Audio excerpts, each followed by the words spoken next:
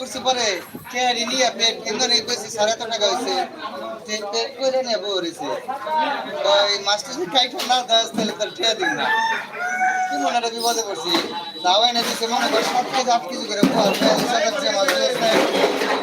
এরম একটা দাও দিচ্ছে সারি দাও কি করুন দাও ও যতটুকু পাস দাও তাই পাস দাও দেখে হলসি করে ফেলছে আমার সারি দাও তো কাটা সম্ভব না কে এটা দেখে কেমনে